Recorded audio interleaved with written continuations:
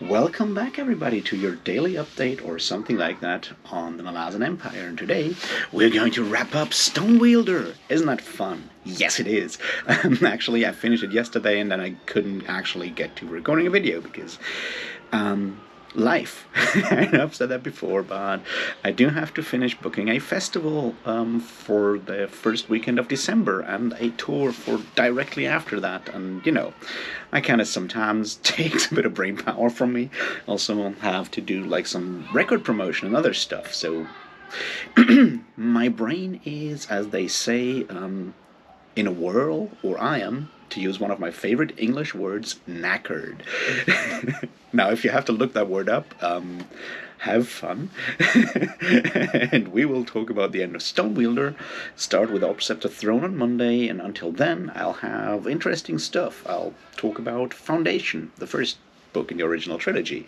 I'll certainly talk about The Hood by Lavi Tidar, which I just downloaded on my phone, and I'll definitely go and binge read it until tomorrow.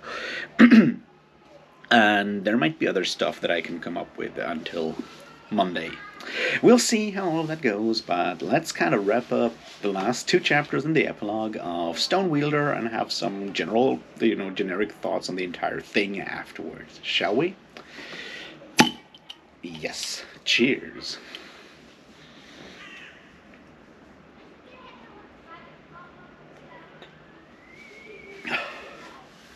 All right. So, yeah, that guy too. Let's look at the last two chapters. There's a lot of action going on, obviously. It's kind of the nature of these books, Malazan books in general, that they are rather heavy on the action near the end and more heavy on the philosophy, theory, and whatnot. Fuck's sakes. Should I get afraid of all those birds? I don't know. Anyway, so they're more heavy on the themes in the opening parts and the first half, and then get more actiony near the end because you have to put all those threads together to get some form of ending there. Well, so Stonewielder obviously does the same. And we have more or less satisfying endings both to the Ivana plotline and to the Greymane plotline and some others. And we're, just wrapping those things up. Greymane goes and sacrifices himself to tear down the wall, which, coming from Germany, I'm always in favor of tearing down walls. It's one of those things that we have to import people like David Hasselhoff for, but, if the Corelry have to import Greymane for that, I think they got the better deal there, to be frank. Anyway, at least he wasn't singing.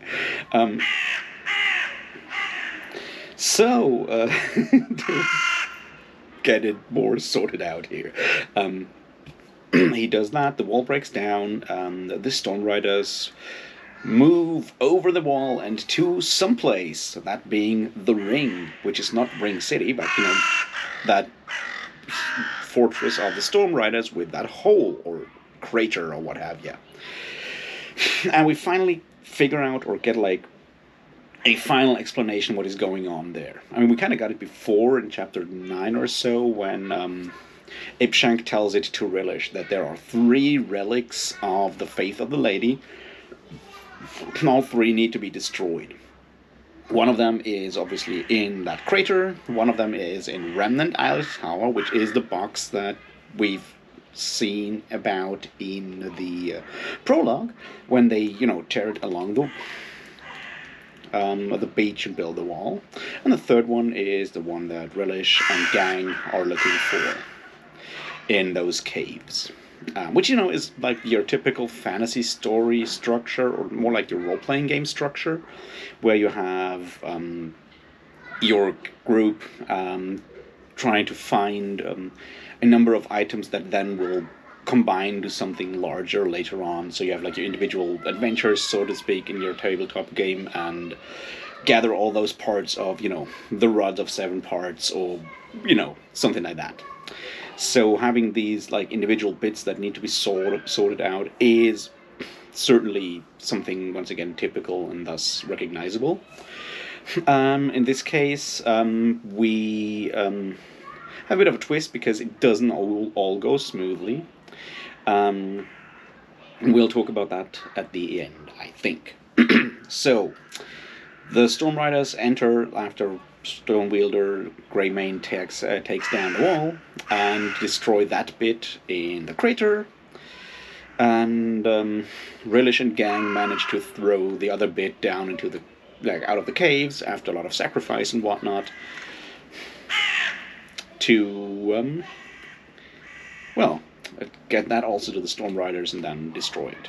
We also finally learned that those are bits of the fallen god, or the chained one, or the crippled god, or the shattered god. You know, our old buddy that landed there on Fist Island. So we see that the lady is just a construct, another face of the crippled god, so to speak, that was doing its own thing there. So, you know, that's just like for your overall world building and whatnot parts. So, let's look into like the more interesting bits.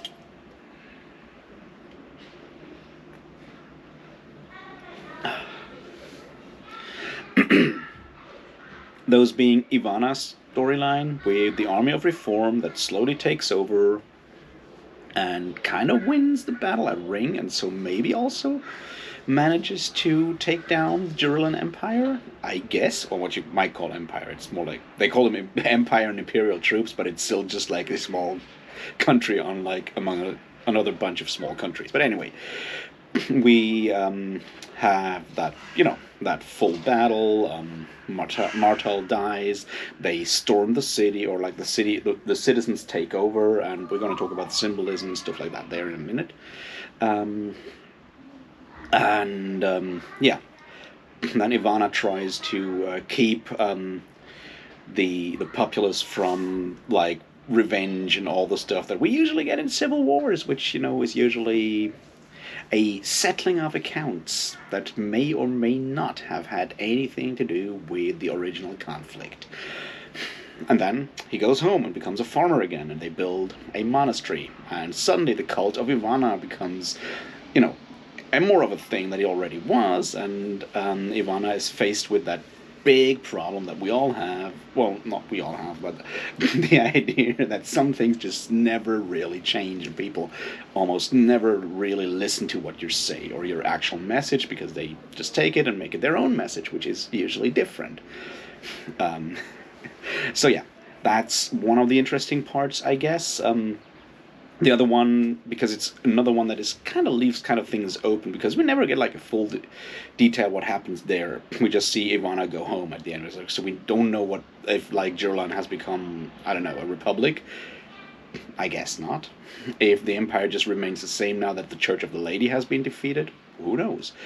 It's all sort of up in the air, and the same is going on in Rule, when we have Bakun being sprung out of prison by his old buddy, now Baron Carrion, I think. I'm not good with names. It's like one day ago, and my brain is already, you know, mashed potatoes, I guess.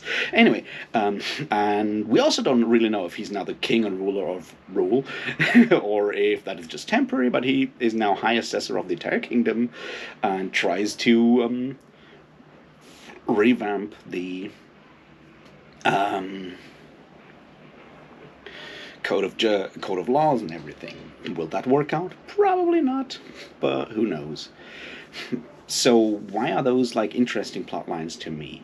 Those two are interesting because those two are about natives of the area, and they are very much about the two like most moral characters. You have Ivana with his vow never to kill, and you have Bakun with his strict adherence to justice, and both of those in their journey as characters are forced to face reality in a way that they weren't forced to face before, and need to figure out how to, you know, keep like true to themselves and their ideals, and still acknowledge the fact that sometimes um, real life out there requires you to at least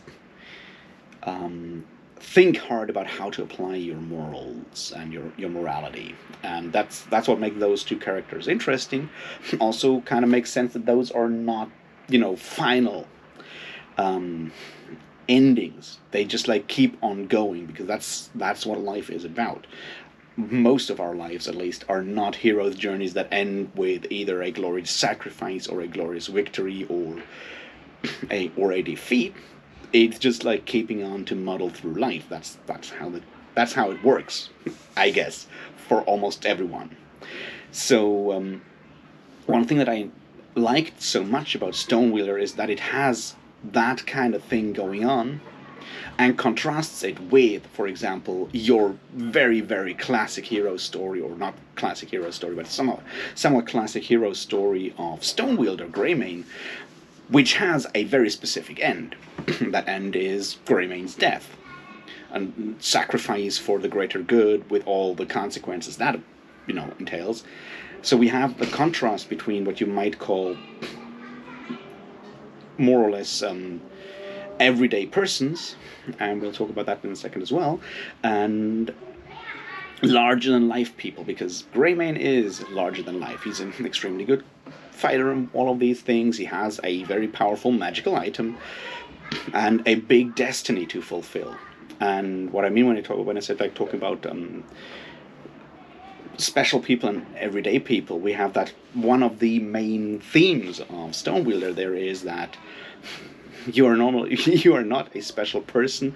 You are just the person at the right time in the right place. So you have to take on these responsibilities, and then you'll need to deal with them. It's not that you are special by birth or anything like that. It's just that you're in the right or like wrong place in the wrong time, which is very much what happens with Ivana when he takes over, which is what happens with a lot of the other characters in this book that are just forced to take on these circumstances, which is an overall Malazan theme, right? We have that with the Malazan Book of the Fallen as well. It's not that those people are special. The Bone Hunters are not special. The Bridge Burners are not special by, birth or anything like that. They are just at a situation that requires extraordinary actions, and then they take them. And this is a lesson that we need to take away from the Malazan world in general, because it's something that we can take away to our own lives. It's like we need to deal with the stuff that's in front of us, basically, is what I'm trying to say here. And Stonewielder does that a lot, and I appreciate that.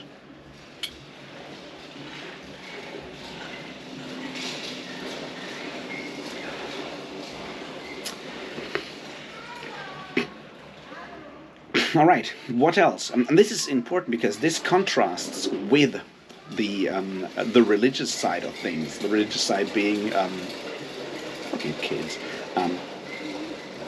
being obviously the Church of the Lady, which is very much about being chosen. I mean, they're even called the Chosen of the Stormwatch, right?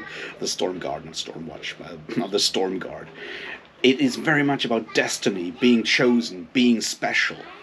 So we have that ongoing fight there between the idea of every person has the same, like the same rights, the same obligations and whatnot, which is like survive to the best of your ability and, ideally as a moral person.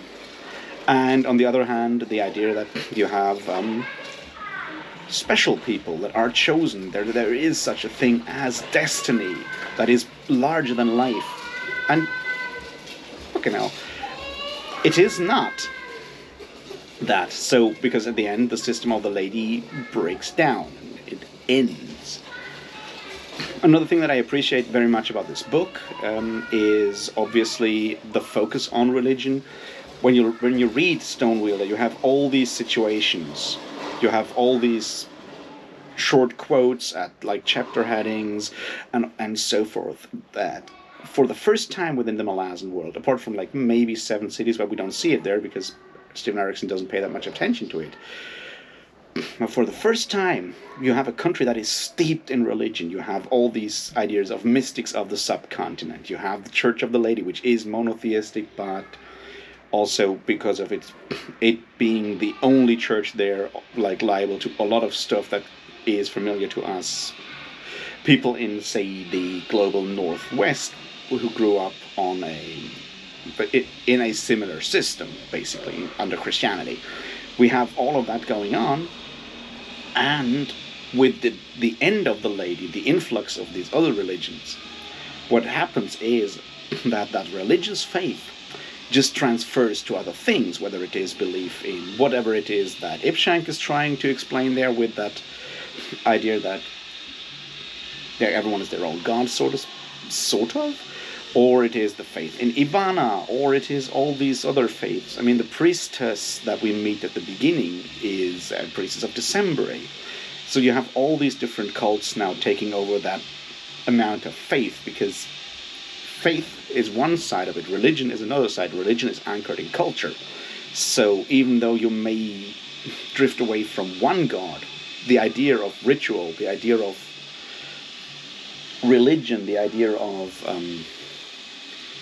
observing these rites is so deeply ingrained in your life that you just like find another focus for your religious fervor in a way. And Stonewielder uses that as well and shows that as well.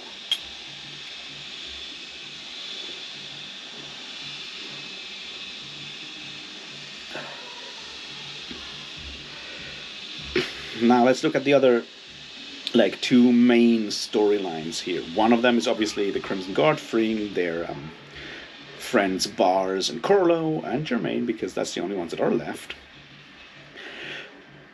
And the other one is Kiska looking for Teishren. Those two are interesting because those two are what you might call global storylines. Kyle, in a way, is another one of them, but not so much this time around because we only see Kyle from the outside here. But generally, when you have the novels of the Malazan Empire, there's not that much. They are not as tightly connected to each other as the Malazan Book of the Fallen. They are more like pearls on a string, and there's like some connecting tissue between them. But that's not as much. You can just basically, you don't have to read all of them. You can just pick whichever one you want, and all the stuff that you have missed will probably be explained at some point. So the through lines are Kiska as the character here on the one side, and the overall evolution of the Crimson Guard. And so throughout Stonewielder, they are not exactly a large part of the story. They never actually interact with any of the other plot lines. They never interact with any of the other characters. They never meet any of the other characters except, of course, Bars at the end, Usu when we have that weird torture description going on. Apart from that, they are just like there in the background from time to time, showing up. It's like, yeah, they're still there. And we'll probably learn more about what's going on there in the next couple of novels. I mean, in fact, I know that is the case because I've read them before. But so yeah, we'll see more of that going on in the next novels. Here, they're just sort of there from time to time, so we still know that we're in the same, ongoing history in a way, same setting and so forth. And they help us to, orient it in a timeline, if that makes any sense. So, what's going on there? I mean, we once again meet the Taist Leo-san, who are still fascists, which, good to know. And with Leoman and Kiska in some other place, which may or may not be the Abyss or the Shores of Creation, as Leoman calls them. We also learn that the Priest of Shadow is in fact Shadow Throne himself, so... Well, more Shadow Throne, doing Shadow Throne things that no one understands and having fun, apparently. But yeah, there's that. We also learn even more about how hard to kill the Avowed of the Crimson Guard are, and where that there is something with that vow they made that is very, very specific. And we'll find out more about that in the future, but it's slowly built up as one of the major mysteries, is like what makes the Avowed of the Crimson Guard as powerful and as special. We'll see more about that in, well, Blood and Bone and Assail, I think. So I don't want to go too deeply into that to not spoil anything, but the idea of Skinner showing up and taking the last bit of the crippled god to wherever he's going is certainly another one of those interesting aspects that connects this novel to, well, it connects it to Blood and Bone. So we'll talk about it in, I don't know, 2 weeks, I guess. So, what else do we have here that is worthy of like having a bit more of a talk about?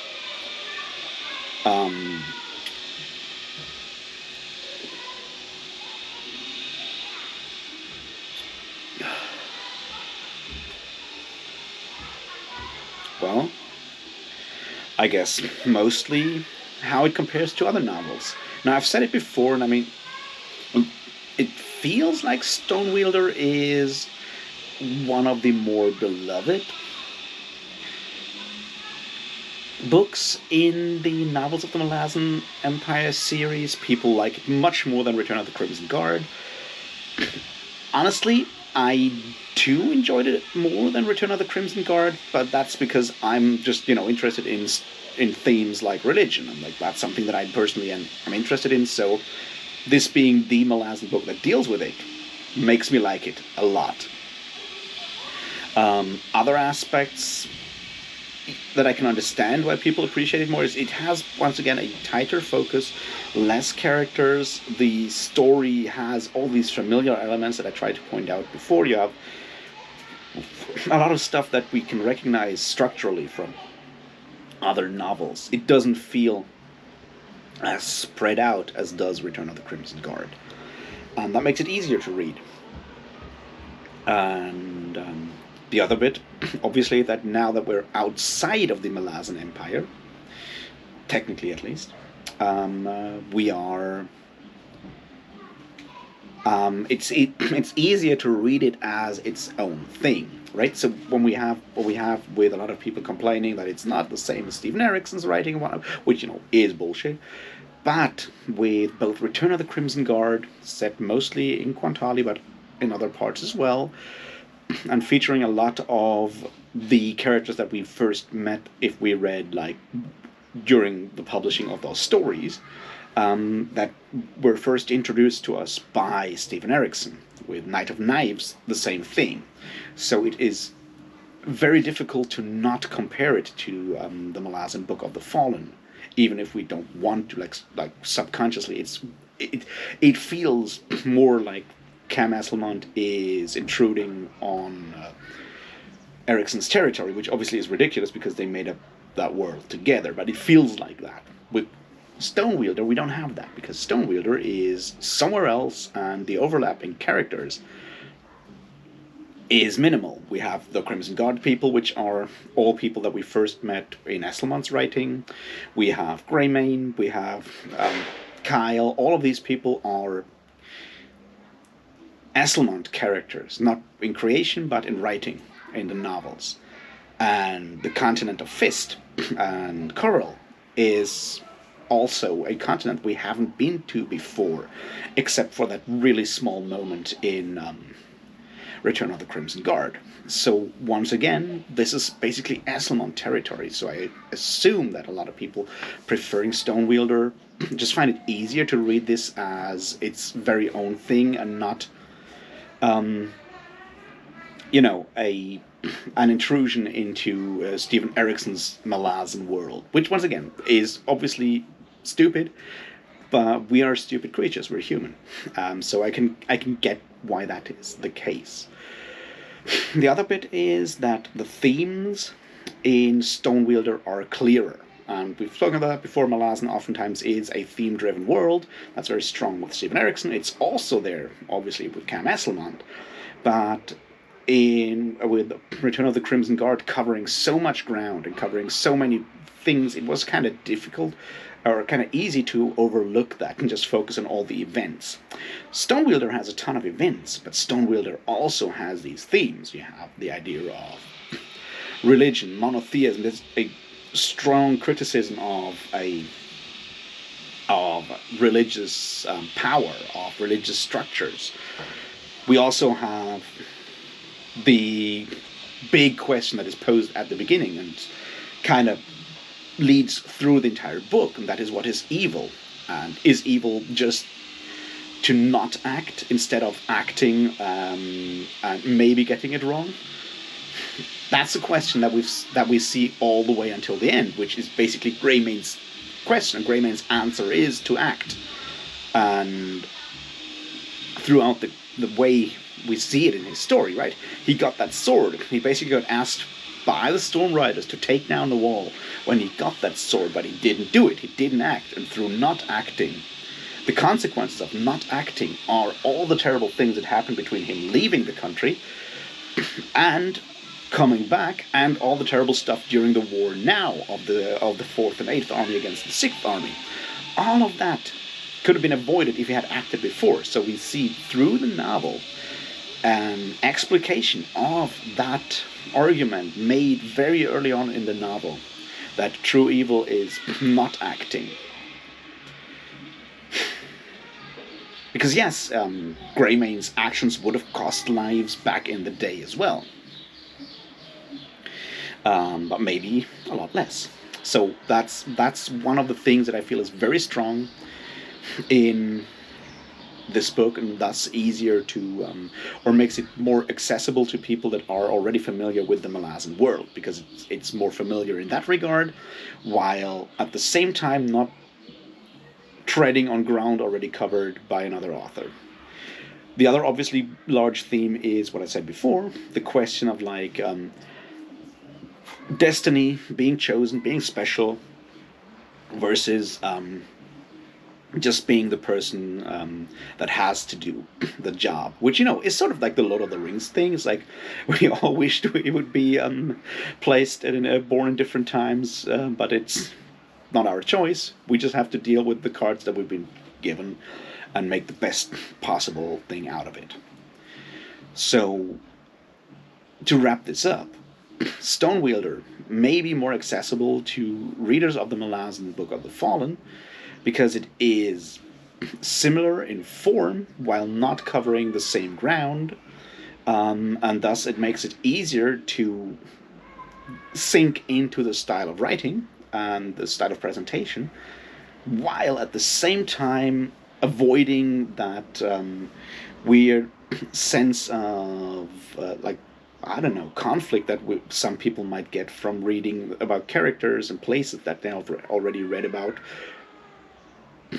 from another author. So that's probably why Stonewielder is more beloved of fans.